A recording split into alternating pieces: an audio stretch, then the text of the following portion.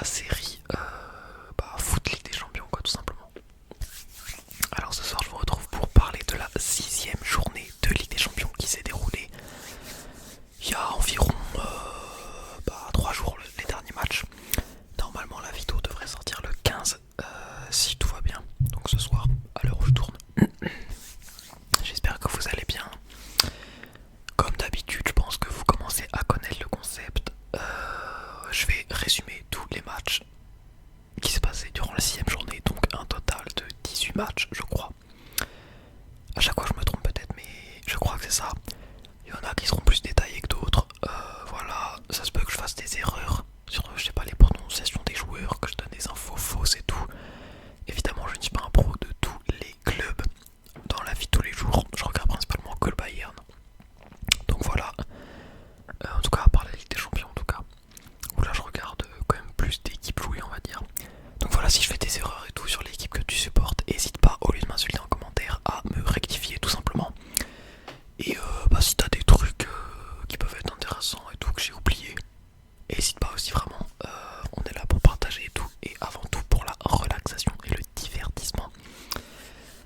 Donc voilà, n'hésite pas à liker car ce genre de vidéo ça me prend beaucoup de temps à faire bien sûr. Et puis voilà, abonne-toi si tu kiffes la vidéo et que tu découvres la chaîne. Je fais des vidéos foot de temps en temps, franchement j'essaye d'en faire une toutes les 2 semaines, une par semaine, un truc comme ça. Pas une par semaine mais tous les mois il y en a quelques-unes qui sortent en tout cas. Donc avant que ça commence, petit mot du sponsor Foot24 Shop. J'avais arrêté un peu de faire des sponsors Foot24 Shop car en ce moment il y avait des problèmes de livraison entre la France et la Chine et tout, donc je pense qu'il y a pas mal de youtubeurs qui font la promo de ce genre de site qui ont dû vous le dire aussi qu'en ce moment il y a des problèmes de livraison, mais c'est bon, j'ai reçu mes maillots, je recommence la promo, donc voilà. J'ai un code promo Plati qui vous offre moins de 10% sur le site. Vous pouvez trouver des répliques de maillots d'une qualité vraiment incroyable. Il devrait y avoir une nouvelle vidéo unboxing de 4 maillots qui va sortir en décembre je pense. Et vous allez voir la qualité de fou. Donc par exemple celui-ci, regardez les détails, on voit pas trop mais on voit tous les détails et tout. Donc ça c'est le logo spécial du Bayern de l'année dernière. En mode fête de la bière, à chaque fois ils en sortent un spécial. Regardez les détails en fait. Il est censé avoir des plantes et tout dessus. Bon, on l'en voit pas trop car la luminosité est sombre pour vos petits yeux. Mais vraiment, les maillots sont d'une qualité incroyable. N'hésitez pas à aller voir mes vidéos que j'ai faites si vous doutez. Et c'est à des prix vraiment réduits. Donc n'hésitez pas à aller voir, c'est dans la description. Et en plus, en ce moment, ils font une campagne Black Friday. Donc vous avez des maillots gratuits. Alors par exemple, commande supérieure à 59€, un maillot gratuit. Commande supérieure à 99€, 2 maillots gratuits, plus livraison gratuite, etc. Normalement, je vous aurais mis l'image là. Donc, je pense que la strat, c'est si vous avez des potes ou je sais pas, tout simplement pour vous peut-être, mais à faire des commandes groupées, comme ça vous commandez un bon coup. Ça prend genre 2-3 semaines à arriver, mais au moins quand ça arrive, t'as genre 5 maillots, 4 maillots. Et bah ça régale. Vraiment, j'ai hâte de vous montrer le maillot que j'ai commandé. J'ai trop hâte de faire la vidéo. Bref, c'est tout ce que j'ai à vous dire. Donc, ah oui, juste pour vous dire, les t-shirts gratuits ne prennent en charge que les maillots de 2024-2025, si vous voulez profiter de l'offre. Donc, ce sera pas sur les maillots rétro et tout, mais bon, ça c'est juste pour les maillots gratuits quoi. Après, sur le site, vous avez plein de maillots rétro, maillots enfants, même des survêtements et tout. Donc, bref, je vous laisse aller faire un tour et nous, on va pouvoir commencer. Alors, cette fois-ci, j'ai pas de petits papiers, hein. Il y en a je pense qui commençaient à se dire où sont les papiers, le roman de 18 pages à chaque fois. J'ai fait ça sur ma tablette cette fois-ci. Donc quand je vais regarder ici là, c'est que je lis la tablette et voilà. Là il y aura normalement la fiche de chaque match. Ouais là je pense que je suis bien cadré. Et puis voilà, c'est fini pour cette intro tout simplement. 5 minutes d'intro, 6 minutes. On est parti, je bois un petit coup et on est parti.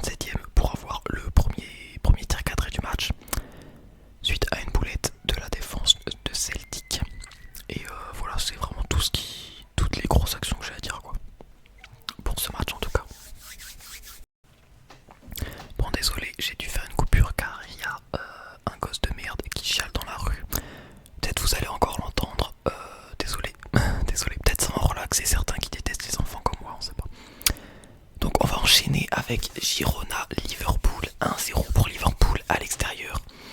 Liverpool toujours invaincu en Europe, qui reste au top du classement tout simplement en première place.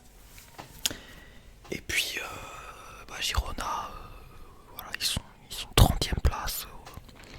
De toute façon là, il y a certaines équipes, je commence même plus à calculer leur classement, on sait que c'est foutu. Donc Liverpool l'emporte par la plus petite démarche. Alexander-Arnold et Alisson de retour dans le 11. Et sinon on retrouve du classique en attaque avec Salah, Diaz et Nunez.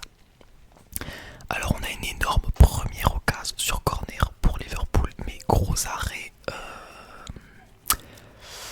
Bon, le gardien d'Irona à chaque fois c'est technique de dire son blaze. Gros arrêt de Gazzaniga.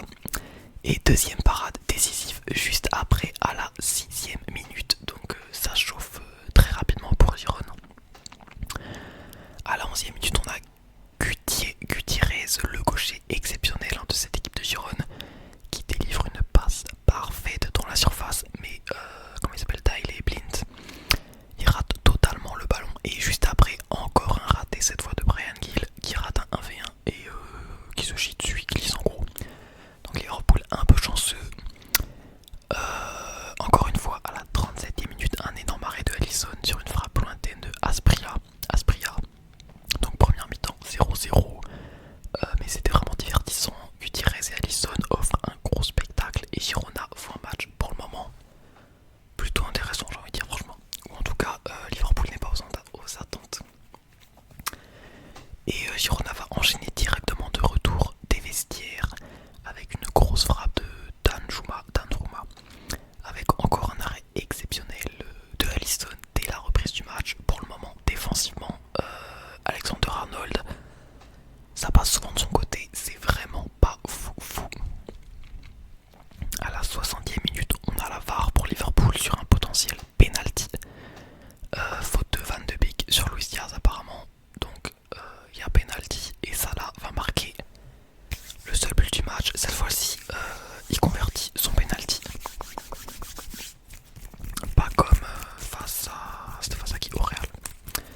Donc après ce but, le match il va clairement se resserrer. Il y aura beaucoup moins d'occasions. Il faudra attendre le super arrêt de Gazzaniga sur coup franc direct de Alexander-Arnold à la 83e minute pour un petit peu avoir des frissons une nouvelle fois. Donc le match se termine 1-0. Énorme match des gardiens. C'est pour ça un peu que le score est si serré quoi. Un tout petit 1-0, mais bon. C'était quand même divertissant. Les gardiens ont fait des gros arrêts. On enchaîne avec Brest. Face au PSV, Brest a encore gagné. Ils sont 7e de Ligue des Champions face à un PSV qui est à la limite de sortir du top 24. Donc ils sont 23e, j'ai marqué. Bizot qui nous sort de gros arrêts dans les 20 premières minutes. Il va falloir être solide car en face il y a du joueur très technique et c'est quoi le mot, létal. Il y a Bakayoko, il y a Lang, il y a Tillman, voilà, qui peuvent être ultra dangereux très rapidement. En parlant de Lang, il offre la balle du 1-0 à De Jong à la 30e minute, mais De Jong n'arrive pas à battre Bizot, qui lui fonce dessus et qui sort déjà une 3e parade hyper importante. Donc Brest a vraiment du mal à défendre. Le PSV utilise vraiment bien la largeur du terrain. Ils font tourner sur toute la largeur, mais ils n'hésitent pas aussi à faire des passes ultra incisives dans l'axe. Donc c'est vraiment très galère à gérer. Mais c'est pas ce qui va empêcher Brest de marquer à la 42e minute grâce à Julien Le Cardinal contre le cours de jeu, on va pas se mentir, et grâce à un contre favorable aussi un peu. Il est bien placé au second poteau et il a juste à mettre un petit tir dedans, donc ça fait 1-0 Brest, ultra chanceux mais ultra réaliste aussi. Il aura fallu une occasion pour marquer.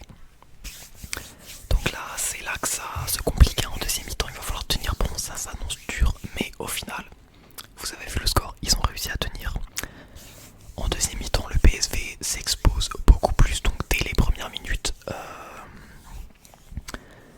il y a deux grosses occasions de Baldé.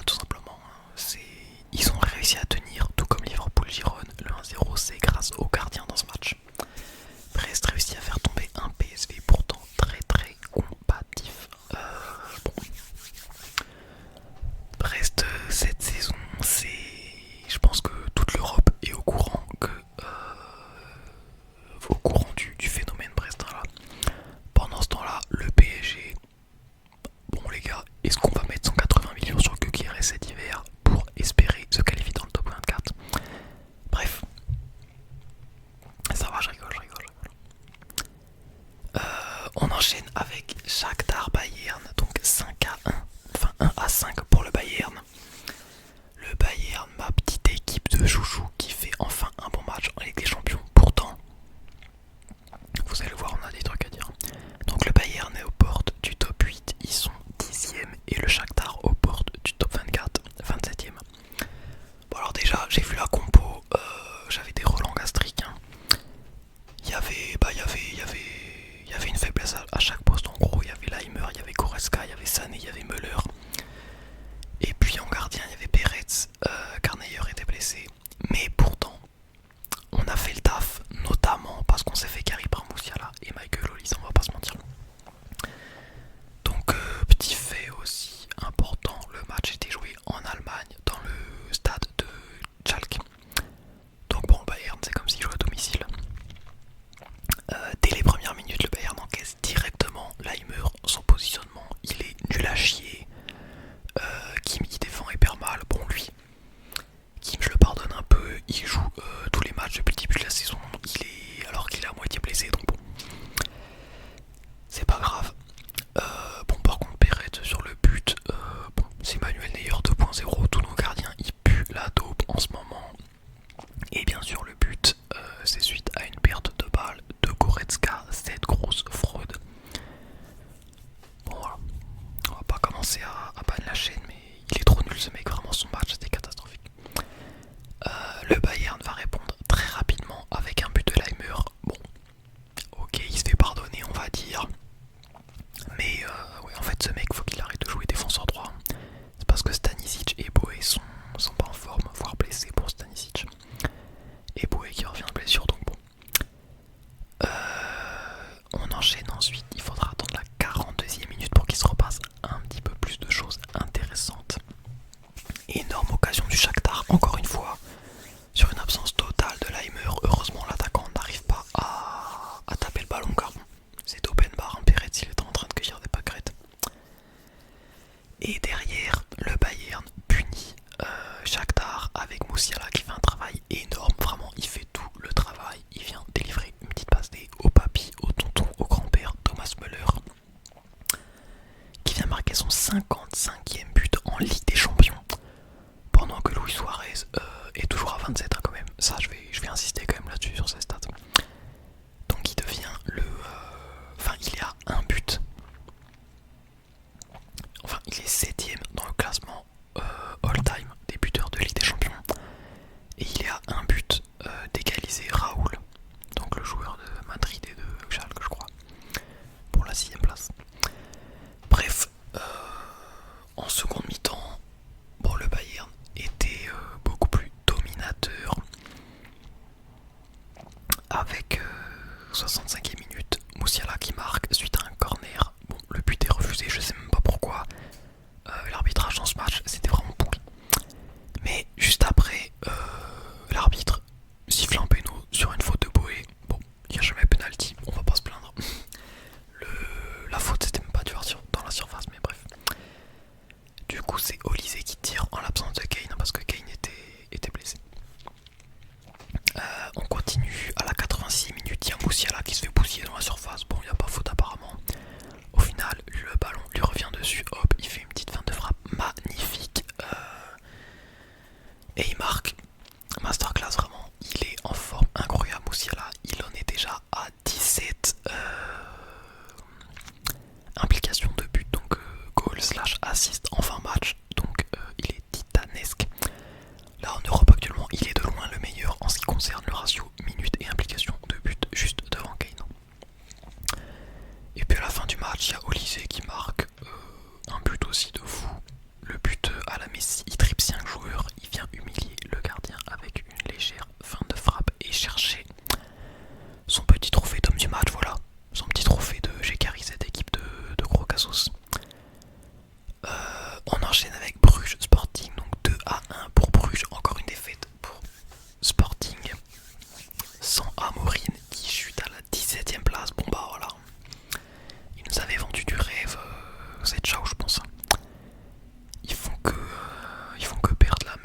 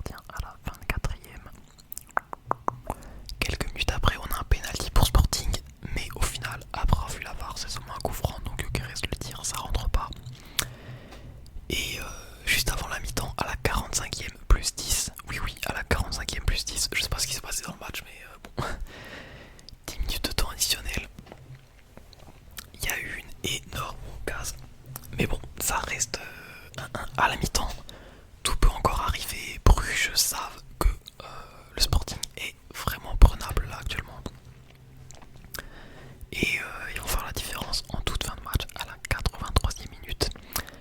Superbe tir croisé de Nielsen à la suite d'une superbe combinaison en triangle. Vraiment magnifique but. N'hésitez pas, de toute façon, à aller voir, hein, pourquoi pas après la vidéo si vous n'êtes pas fatigué, une petite compil des plus beaux buts. Il y a eu vraiment des buts sympas, vraiment un petit jeu en triangle totalement académique, vraiment le truc que t'apprends, basique mais effectué vraiment parfaitement, finition parfaite aussi de Nielsen. On va enchaîner avec Salzbourg PSG, enfin un bon match de Ligue des Champions pour Paris, mais toujours pas assez pour entrer dans le top 24. Bon après, faut pas commencer à s'emballer non plus. En face, Salzbourg, ils ont une moyenne d'âge de 22 ans, ils sont 5e en Autriche, ils sont sur une saison cataclysmique, donc voilà. On est loin du Salzbourg avec que des craquitos qui survolent leur ligue. Donc voilà, il faudra rester concentré pour le PSG qui va affronter Manchester City, je pense, pour la journée 7, je crois. Si je dis pas de conneries. Voilà, on va assister au Classico. Deux équipes éclatées qui jouent leur saison sur ce match, parce que City, vous allez voir que eux aussi, c'est pas beau. Alors, petit résumé du match. À la 10e minute, on a le match qui commence très très fort avec la frappasse de Hakimi et la tête de Ramos et Kanginli juste après, donc un début de match ultra poussif. Vraiment, le PSG, ils sont en mode on est là pour les éteindre. Il y a un pressing constant et tout, de la récupération très rapidement. À la 23e minute, on a Lee qui triple en diagonale tout le terrain et qui centre pour Hakimi. Hakimi qui fait une offrande à Ramos. Mais Ramos est pas foutu de la mettre au fond. Bon, il s'agirait de marquer avant de commencer à le regretter là. Mais heureusement, quelques minutes après, Ramos vient chercher son but. Après un centre de Barcola sur la tête de Hakimi. Hakimi qui la remet à Ramos et Ramos qui marque. Hakimi dans ce match, bon, il était incroyable, il voulait rien savoir. Il a dit au coach: eh frérot, je vais jouer à tous les postes ce soir, tu vas rien faire. Vraiment, il était partout sur le terrain. 37e minute, Barcola à deux doigts de faire le break avant la mi-temps. Malheureusement, il y aura seulement un 0. Mais bon, seconde période, c'était fastoche. Et ensuite, bon, en deuxième mi-temps, ça a été le PSG se soulage. On a à la 72e minute Nuno Mendes qui marque. Enfin, les Parisiens sont capables de foutre plus de un but dans un match, de cadrer des frappes et de mettre au fond des filets. Ça fait du bien. Et puis en fin de match, superbe but. Hakimi, il était en mode Super Saiyan là. Il a tracé tout le terrain, toute la ligne de touche. Il repique dans l'axe pour servir Désiré Doué qui a juste à mettre un petit tapine.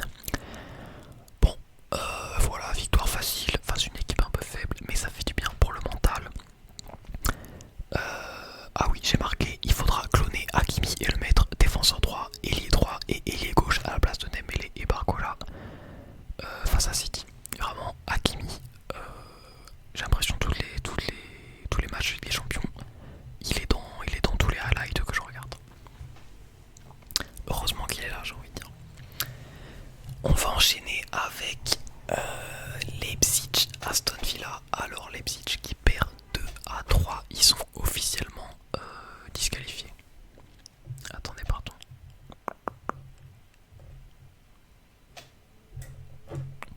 Désolé. Ils sont officiellement disqualifiés, 6 matchs, 6 défaites. Et Aston Villa conserve sa place dans le top 8, ils sont 5e.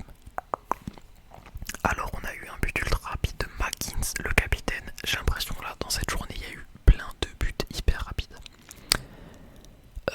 Aston Villa domine largement ce début de rencontre, mais va se faire égaliser à la 26e après une erreur de la défense. Enfin surtout Emiliano Martinez qui ne saisit pas le ballon. Du coup Openda égalise.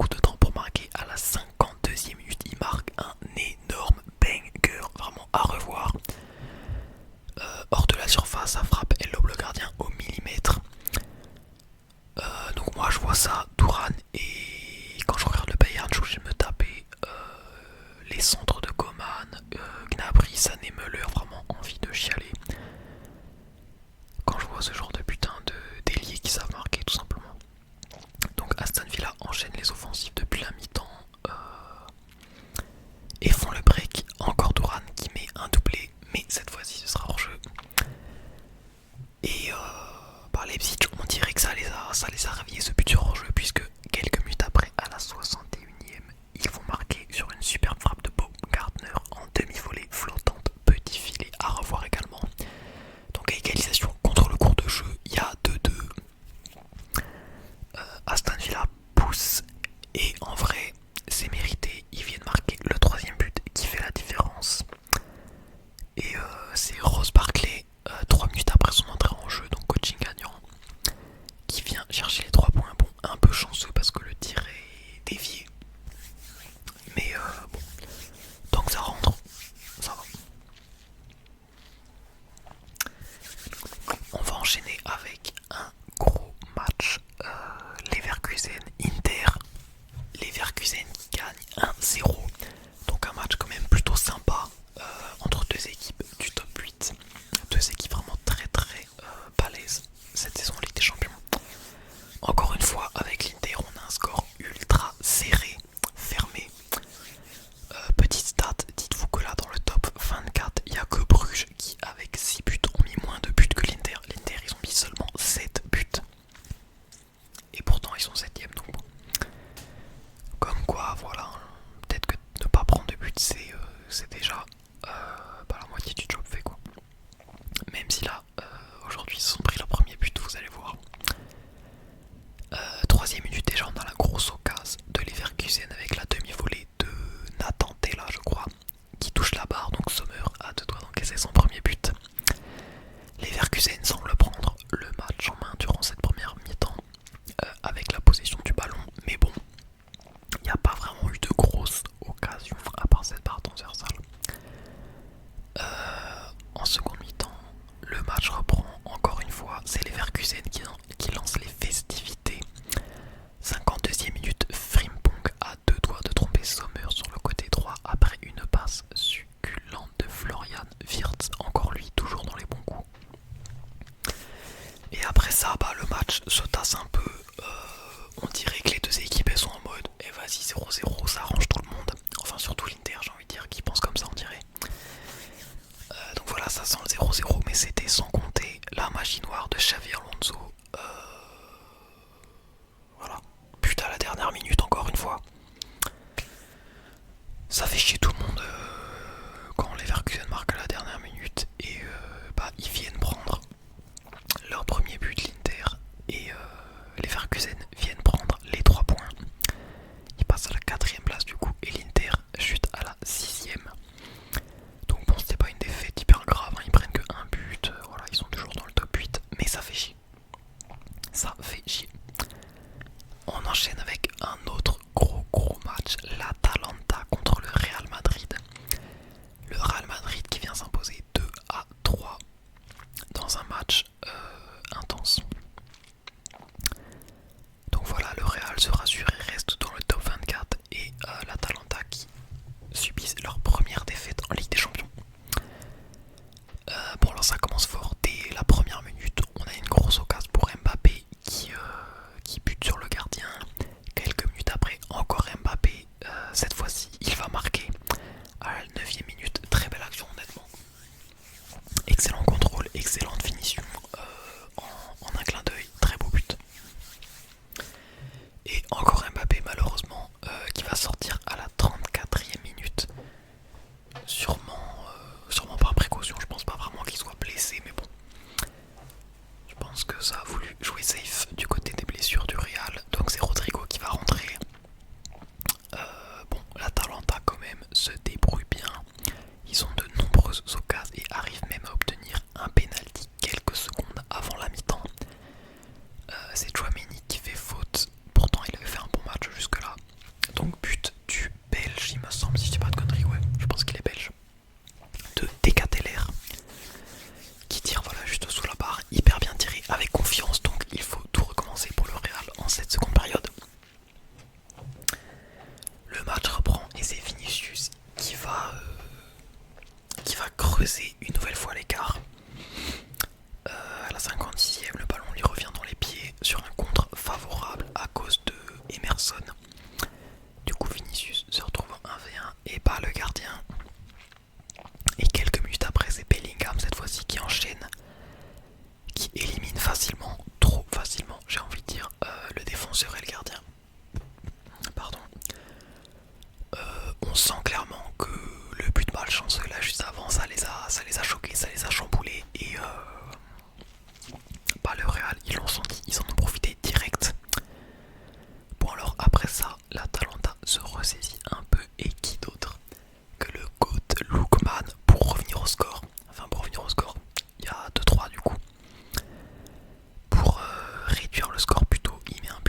magnifique. Vraiment, je vais pas dire le terme grossier, il enrhume Lucas Vasquez sur le côté gauche avec un petit crochet et après il met un boulet de canon vraiment ras du sol, ras du poteau pour tomber Courtois, magnifique. Bon bah voilà, encore une fois, ça c'est un ailier qui marque des buts. Pendant ce temps-là, moi je regarde Leroy Sané rater son 8ème 1v1 en un match. Bon, je me répète, mais c'est parce que ça me traumatise. Donc voilà, ça fait 2-3, il reste beaucoup de temps pour revenir au score. Mais l'Atalanta galère, le Real défend bien. Et il faudra attendre la dernière minute, 90 plus 4, Lookman qui encore une fois a fait un sale boulot à Vasquez et fait une offrande pour Eteki. Il est face au gardien, il a vraiment juste un petit centre à mi-hauteur, il a juste à mettre le pied et ça rentre. Et ce chien, il se rate. Punaise, il allait mettre 3-3, ça allait être magnifique le football, mais non. La corruption de Madrid qui ont engagé des marabouts sûrement, voilà. Bon bah voilà, 3-2, le Real gagne. Bon bah voilà quoi. Je pense que là, tout le stade a le moral bousillé à cause de Retegui. Bon, je crois que c'est leur meilleur buteur cette saison, mais bon, frérot, on s'en fout si tu marques des buts face à des équipes perdues au fin fond de l'Italie. Marque contre le Real, s'il te plaît. Bon bah voilà, 2-3, c'est pas grave. L'Atalanta sont toujours bien placés, et puis voilà. On enchaîne avec l'Atlético contre Slovan Bratislava, 3-1 pour l'Atlético. Bon, on va faire vite pour ce match. Hein. L'Atlético conforte sa place au bord du top 8 et Slovan, bon bah 6 défaites, 0 points. Comme Leipzig, ils sont tout en bas du classement. Qui dit match de l'Atlético dit énorme match de Griezmann bien sûr. Donc je sais pas comment les supporters de l'Atlético vont survivre sans Griezmann.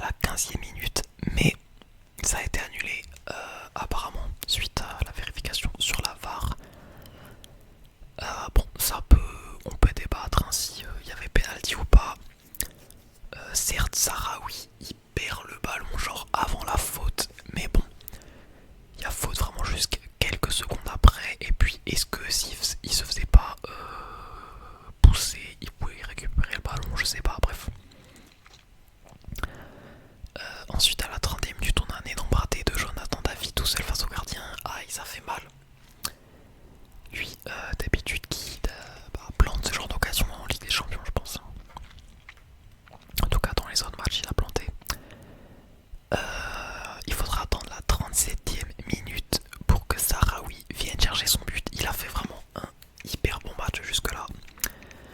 Bon, le gardien de Sturm Graz n'est pas irréprochable sur ce but tout de même, mais ça fait 1-0 pour Lille. Et Lille va même se faire un petit kiff, mettre le 2-0 juste avant la mi-temps. Un but de Bakker suite à une récupération haute et un défenseur qui donne un peu le ballon dans les pieds à Bakker, donc ça fait 2-0. Ça sent bon pour Lille. Mais c'est pas encore la mi-temps. Sturm Graz au bout va réussir à revenir et faire durer le suspense. Une grosse frappe de Kitejshvili et bon, un petit peu une erreur aussi de Boadi, je crois, qui réussit pas bien à intercepter le ballon et le rend. Bon, c'est un petit peu rageant. Et c'est encore plus rageant quand on voit que Sturm Graz vont égaliser directement dès le début de la seconde période. Un but de Mika Biretz. Voilà, les joueurs du LOSC sont pas rentrés concentrés sur le terrain, on dirait. Donc voilà, 2-2. Il faudra attendre la fin du match pour que ce soit Haraldsson qui vienne arracher la victoire quelques minutes après son entrée en jeu. Une frappe sublime après sa longue blessure au pied. Il revient en forme. Et grâce à ce but, Lille est officiellement qualifié. Donc qualifié, pas forcément dans le top 8, mais en tout cas, ils sont qualifiés en tout cas pour la suite. Bon alors, après tous ces gros matchs, on va calmer le rythme. On va calmer les rythmes. Benfica face à Bologne, 0-0. Bon bah, il y a eu 0-0 quoi. Benfica reste dans le top 24, ils sont 15e. Benfica avait marqué très rapidement en 2 minutes. J'ai l'impression qu'il y a eu plein de buts à la deuxième minute, mais c'était hors jeu. Qu'est-ce qui s'est passé d'autre? Ah oui, à la 64e minute, il y a eu une double parade monstrueuse de Skorupski devant Pavlidis, vraiment à revoir. Je pense que c'est l'arrêt de la 6ème journée.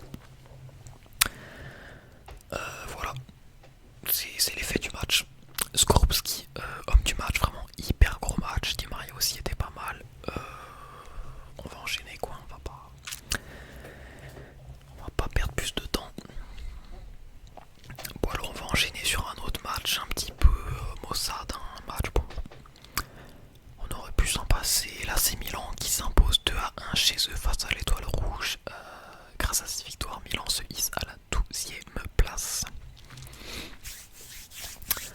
Alors déjà à la 28e minute, on a eu deux changements de Milan. Le coach, ça l'a saoulé, il a dégagé Loftus-Cheek et Morata à la place de Chukwueze et Tammy Abraham, je crois qu'il s'appelle. Bon alors, est-ce que ces changements ont inversé la dynamique du match? Un peu, j'ai envie de dire, puisque Leao va marquer juste avant la mi-temps. Après voilà, 40 minutes un peu mouvementées quand même, hein, c'était dur. Il vient rassurer Milan à la 42e minute. Très beau contrôle et surtout très très belle passe de Fofana. Mais malgré cet avantage, Milan va galérer à en mettre un deuxième, à vraiment débloquer le match, à s'installer confortablement. Il y aura beaucoup d'occasions ratées aussi. Et ils vont laisser l'Étoile Rouge égaliser à la 67e minute. But de Radonjic. Donc Radonjic avait joué aussi en Serie A, je crois, à Rome, à Torino. Il avait aussi joué à Marseille d'ailleurs. Donc voilà, suite à une perte du balle au milieu de terrain, il avait également marqué contre Stuttgart après être rentré en jeu. Donc voilà, une nouvelle fois, il rentre en jeu et il récidive. Mais bon, heureusement pour Milan, à la 87e minute, on a Abraham qui vient les sauver et enflammer San Siro qui commençait à perdre espoir. Déjà qu'en Serie A, Milan, c'est vraiment pas fou. Je crois qu'ils sont 7e là actuellement. Bon, ça va faire du bien aux supporters de repartir avec la victoire. Et puis même aux joueurs, hein, je pense. On va enchaîner avec un match très très sympa. Dortmund-Barcelone, 2-3 pour Barcelone. Donc un duel au sommet entre deux équipes du top 8. Bon, Nouri Sahin qui a décidé de donner sa première titularisation professionnelle au Krakito durant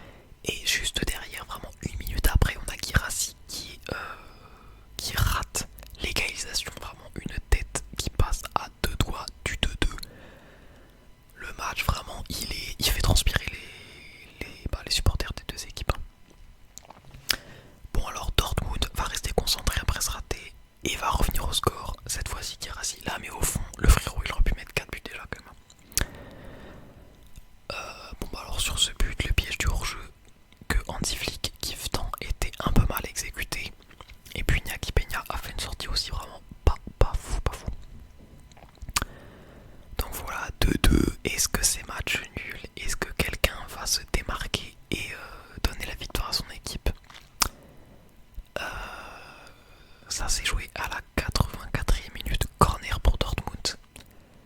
Sauf que, à la suite de ce corner, ça part en contre-attaque pour le Barça suite à un ballon perdu de Pascal Gross. Et Ferran Torres qui vient claquer le doublé et climatiser le stade sur une passe des magnifiques de Yamal, bien sûr, hein, le craquito. Bon alors à la fin du match, Dortmund était vraiment à deux doigts. Ils avaient un corner à la 90 plus 4. Un corner, pardon, un coup franc. T'as Kobel qui monte et tout. C'est tiré, Schlotterberg la touche de la tête, mais non, ça passe à ça encore une fois, vraiment, de l'égalisation. Bon bah voilà, dans ce genre de match, il faut de la chance un peu, voilà, faut être chirurgical. C'était quand même un match sympa. Le Barça mérite quand même leur victoire parce qu'ils ont vraiment été très très réalistes. Et bon bah Dortmund, certes ils avaient été blessés quand même, mais ils se sont bien battus. Bon, c'était un match sympa. Et surtout le Barça met fin à l'invincibilité de Dortmund à domicile. Depuis, si je dis pas de bêtises, 8 mois, Dortmund n'avait pas perdu à domicile. Du coup, point classement, Barça passe deuxième et Dortmund sort du top 8 et se dirige à la 9ème position. Alors on va arriver dans les derniers matchs. Bon bah on a Feyenoord, Sparta Prague, on va faire vite sur celui-ci. Le Feyenoord est 18ème et le Sparta Prague 28ème à la suite de ce gros match. Alors le Feyenoord, ils vont prendre rapidement le match en main et claquer 3 buts en 30 minutes. On a Trauner, le défenseur central, sur corner de la tête. On a Paixão sur une contre-attaque éclair et une frappe magnifique hors de la surface. Et on a Hadj Moussa qui a déjà 3 buts en Ligue des Champions avec une frappe enroulée. Mais genre enroulée, mais comme jamais. Petit filet opposé, magnifique. Ils sont en feu. Prague va réussir à calmer l'incendie quand même à la 42e minute suite à une longue touche. Et c'est Ramani qui marque. Et puis bon, en seconde période, c'était un petit peu plus calme. On a eu un but partout. Jiménez à la 63e pour Feyenoord et un CSC de Belen pour Prague à la 78e. Bon, Feyenoord, clairement, ils se sont rendus le match plutôt facile grâce au début de match. Ils étaient vraiment en mode rouleau compresseur. Ils pouvaient souffler après les 3 buts. On enchaîne et on a bientôt fini. Juventus Manchester City, gros match en perspective pour deux colosses européens. Les deux équipes étaient à 8 points. Bon, ils étaient à 8 points. Et surtout, bon, bah, deux équipes grosses. Enfin, deux équipes majeures du foot, genre comme j'ai dit, colosses européens, je me répète. Qui sont pas dans des grosses formes, hein, tout de même. Surtout City, bon. À la suite de cette victoire 2-0 pour la Juve se place à la 14e place et City chute à la 22e place. Vraiment le match PSG City, ça va être... je suis content de supporter aucune de ces deux équipes parce que putain, tu regardes le match, t'as la crotte au cul, hein. Voilà, je dis les termes. Alors, la première grosse occasion, c'est à la 38e, énorme occasion de Haaland qui parvient pas à lober Di Gregorio qui fait un gros arrêt. Bon bah, c'est la seule action du match de Haaland en fait, je crois.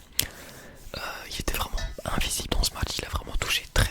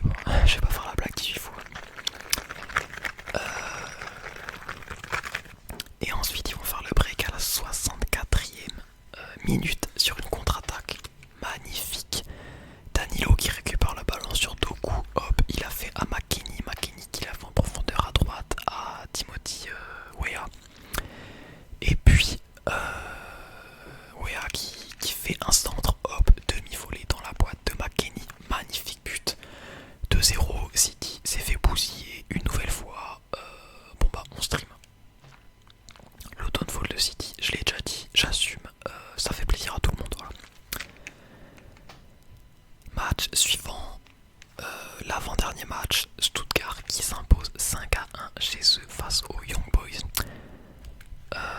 Stuttgart se ressaisissent après la gifle de la 5ème journée. Cette fois-ci, c'est eux qui vont faire le taf, qui font le job. On va passer ça rapidement. Bon, Young Boys, ils sont pareils, 6 défaites, je crois, en 6 matchs. Tout comme Leipzig et Slovan, ils sont tout en bas. Alors, déjà, ouverture du score des Suisses grâce à Lucas Lacomie. Noubel, totalement passif. Vraiment que des gardiens de merde au Bayern actuellement. C'est désastreux. 25e minute, Angelo Stiller qui égalise, gros match de sa part. Pareil, formé au Bayern, on a décidé de le vendre pendant que moi je me tape Goretzka et Leimer tous les week-ends. J'espère qu'il va revenir, voilà. Donc ça fait 1-1 à la mi-temps et en seconde période, Stuttgart vont step up. Ils vont step up et faire le taf. Enzo Milo qui donne l'avantage à Stuttgart, puis Chris Furic à la 61e qui creuse l'écart avec une frappe pleine lucarne à la suite d'un coup franc. Ça se voit que c'était travaillé à l'entraînement, c'était hyper bien réalisé et très satisfaisant à regarder. Ensuite on a Wagnerman à la 66e sur une passe des deux Steelers, un Steeler super match. Et puis on a Keitel à la 75e minute. Dans Stuttgart ils sont 26e, ils peuvent encore espérer se qualifier. Attention au faux pas, mais franchement ils ont une équipe intéressante. Et même s'ils ont perdu pas mal de gros joueurs suite à leur superbe saison la saison dernière, pourquoi pas essayer d'atteindre ce top 24 et d'avancer quand même un peu, ça ferait du bien. Bon alors on passe au dernier match. Encore une fois une vidéo de 1 heure, je suis désolé. C'est long et j'ai mal à la gorge. Arsenal qui gagne 3-0 face à Monaco. Donc je crois que c'est la seule défaite d'un club français. Il y avait quoi? Il y a PSG, Monaco, Lille et Brest. Ouais. Donc cette fois-ci c'est Monaco et pas le PSG qui perd. Alors Monaco, bon bah, ils se prennent une petite claque dans la gueule, hein, voilà, c'est logique j'ai envie de dire. C'est quand même Arsenal à domicile. Grâce à cette victoire propre, Arsenal se hisse à la 3ème place et Monaco chute à la 16ème. Attention, la qualif n'est pas encore assurée. Je crois que s'ils gagnaient le match, ils étaient qualifiés, mais bon, peut-être même match nul, non je sais pas. Alors, à la 24e minute, on a un énorme arrêt de Majeki face à, je sais pas comment ça se prononce, hein, désolé, je vais dire Majeki mais j'ai aucune idée. Face à Gabriel Jesus, vraiment l'arrêt en mode meilleur prime, en mode position étoile du bout du pied. Monaco souffre mais le gardien assure. Pour le moment faut se ressaisir.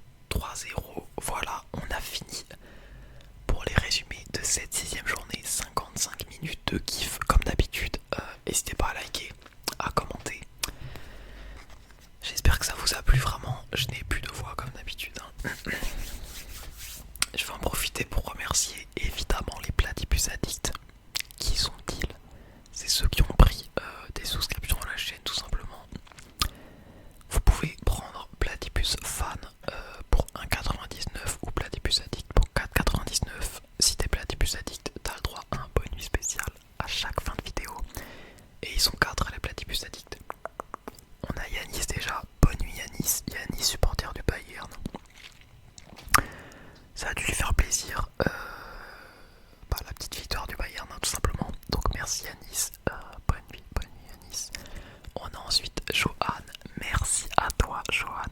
Merci à toi. Et bonne nuit, Johan. Passe une bonne nuit, passe une bonne nuit, passe une bonne nuit. Je dis bonne nuit également à Talorg. Merci Talorg du soutien, ça fait ultra plaisir. Bonne nuit Talorg, bonne nuit Talorg, bonne nuit Talorg. Et enfin, Jojo le. Si vous êtes un habitué de la chaîne, vous avez dit la suite, c'est bien sûr Jojo le Dingo. Merci Jojo le Dingo. Et je te souhaite une bonne nuit spéciale à toi. Bonne nuit, voilà. Si vous aussi vous voulez des bonnes nuits dédicacées, n'hésitez